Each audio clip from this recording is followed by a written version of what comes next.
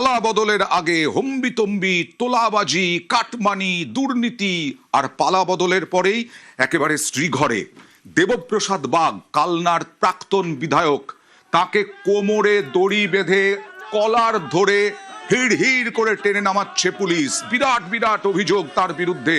Debprasad bug জমি দখল সহ একাধিক অভিযোগে গ্রেফতার। কে নেই? পঞ্চায়েত প্রধান, পঞ্চায়েত সদস্য, ব্লক সভাপতি, বিধায়ক, সাংসদ, সবাই দুর্নীতিতে জড়িত। দেবপ্রসাদ বাগ তিনিও। জমি দখল করার অভিযোগ তার বিরুদ্ধে। দেখুন, যখন গাড়িতে তুলছে তখন মানুষের চোর চোর স্লোগান।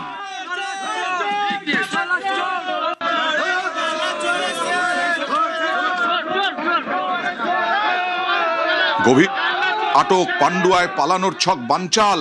সন্ধে কালনায় বাড়িতে পুলিশি অভিযান। কালকে প্রাক্তন বিধায়ক দেবপ্রসাদ বাগের বাড়িতে হানা। আর বাসিন্দারা গতকাল সন্ধে যখন পুলিশ হানা দিয়েছে তখন কি বলছিলেন দেখুন। ওরা অন্যায়ভাবে আমার ছেলে কেসটাকে ডিসমিস করিয়েছে, সেইটার বিচার পাচ্ছে আমার ছেলে বিচার এবার পাবো অবশ্যই। এটা পোল্ট্রি বাড়ির সামনে, ওই আমি দেখতে যাই, ওকে দেখতে যাই। মতন ক্রিমিনাল এইখানে কেউ নেই। কার মতন? পোল্ট্রি বাগের মতো। ওকে এইখানে তোলা হবে। কোথায় প্রশাসন যা করবে, না হলে পাবলিক করবে। কথা বলবো নবকুমারের সঙ্গে। নবকুমার, এই প্রাক্তন বিধায়ক, তাকে এইভাবে হেড় হেড় করে নিয়ে আসছে পুলিশ আর মানুষ মজা পাচ্ছেন। এই দেবপ্রসাদ বাগে কতটা বিরক্ত ছিলেন, ভয়ে ছিলেন নবকুমার মানুষ?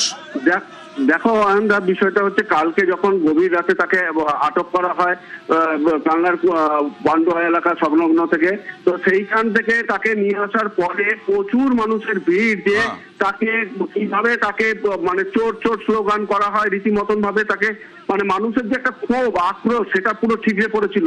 কারণ তাকে দেখবার জন্য এবং তার ওই অবস্থা দেখবার জন্য মানুষ চাক্ষুষ ভাবে প্রচুর মানুষ জড়ো হয়েছিল কালনা থানাতে। এবং তখন যখন কোমরে দড়ি দিয়ে নিয়ে যাওয়া হয় এবং কলার টানতে টানতে মানুষের স্লোগান থাকে চোর চোর। কিন্তু বিষয়টা হচ্ছে তিনি দীর্ঘদিন ধরে মানুষের ওপর এত অত্যাচার করেছেন, এত তাদের যে ক্ষোভ, এবং তাকে যে ধরা হয়েছে পুলিশি সূত্রে জানা গিয়েছে যে সরকারি জিনিসপত্র রাখা, এছাড়া তার পরবর্তীকালে মানুষের জোর দখল করে জমি নেওয়া এবং মানুষের ওপরে যে অত্যাচার তিনি করেছেন, ভুরি ভুরি অভিযোগ, বিভিন্ন ধারায় তাকে অভিযুক্ত করা হয়েছে। মানে এমন এত অভিযোগ যে তিনি ভয়ে পালিয়ে যাওয়ার চেষ্টা করছিলেন। একজন বিধায়ক খোকন দাস, তুমি জানো নিশ্চয়ই, তাকে উত্তরপ্রদেশ থেকে গ্রেফতার করা হয়েছে, ইনিও পালিয়ে যাচ্ছিলেন।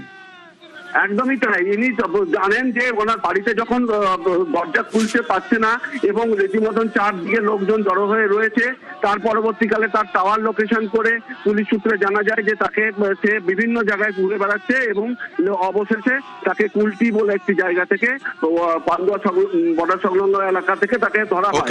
কিন্তু তারপর থেকেই মানুষের ক্ষোভ আবার বাড়তে থাকে যে একে চরমতম শাস্তি দেওয়ার দাবি জানায়। বেশ।